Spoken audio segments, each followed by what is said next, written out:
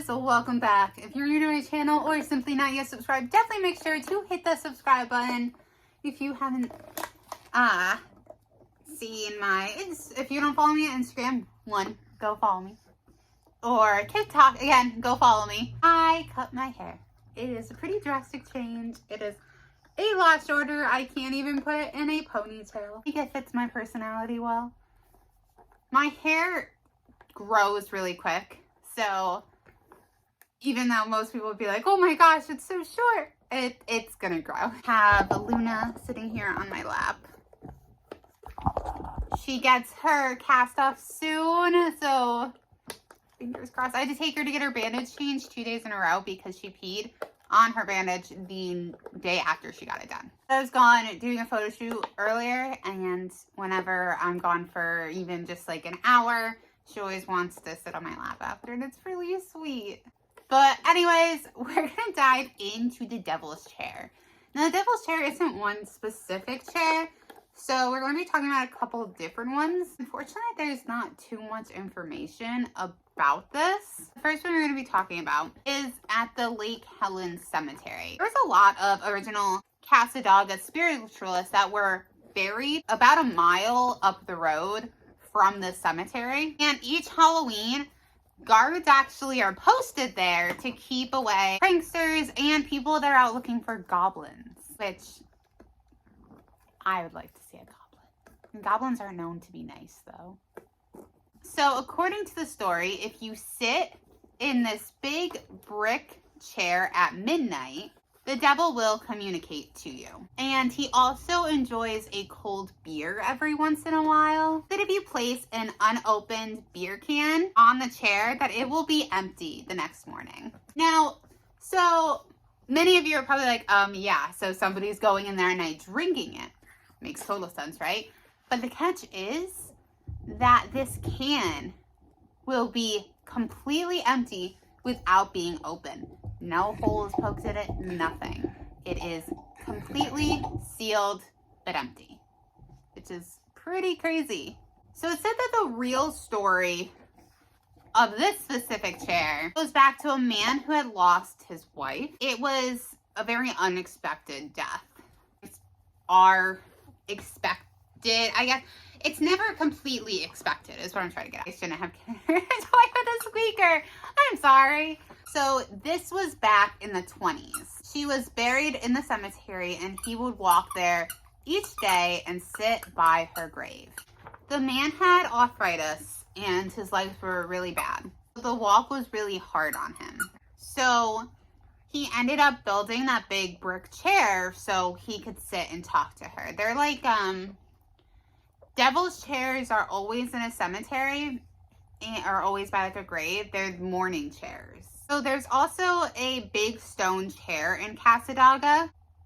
It's said that if you sit in that chair at midnight, that you will hear voices. Now, in one account, the person went there, they sat on the chair, they were hearing the voices, and then when they stood up, they didn't hear anything. It just completely went away. And with this chair, you don't even have to put the can of beer on the chair. You can put it next to the chair, and it will still end up empty the same way. The top of the can, completely sealed. There's other stories about the brick chair, and it said that if you sit there long enough, the devil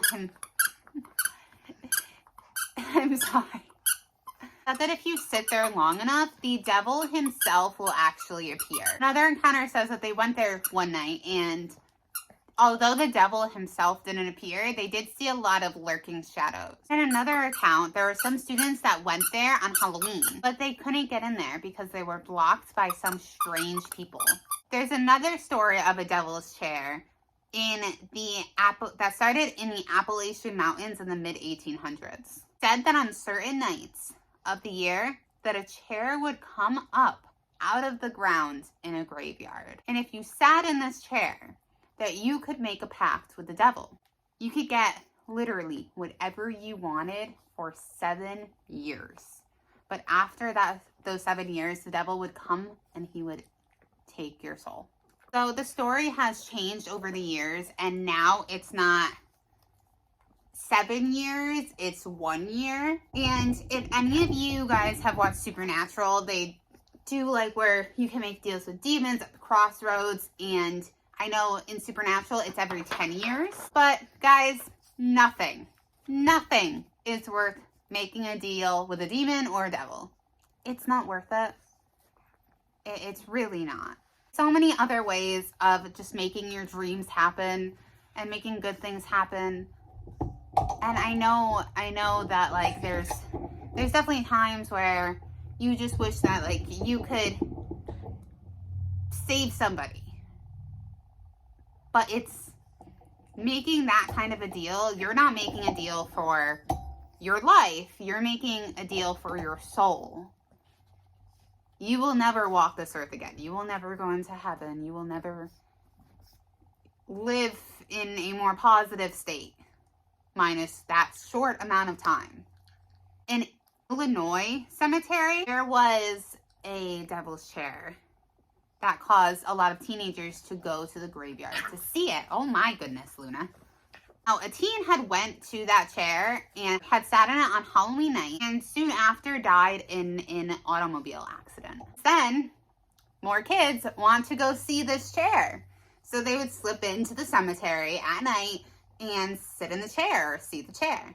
So a lot of the devil chair stories are just, they haven't been proven, but there is one that has.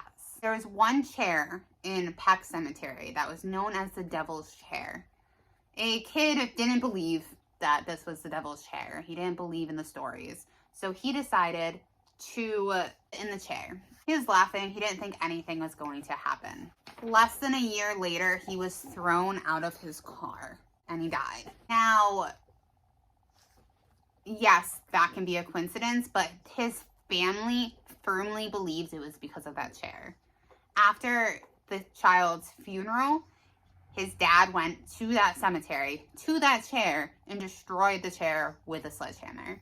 So his family firmly believes that the devil's chair is what caused their son's death. They're so hyper right now. So I know it's not a ton of information on the devil's chair, trying to combat Luna at the same, but I do think it's quite a fascinating subject. Make sure you hit that like button for me, subscribe. Anytime you guys like, comment, subscribe, or share, it helps me out a tremendous amount. And I'm so appreciative of each and every one of you. I love you guys, and until next time, bye.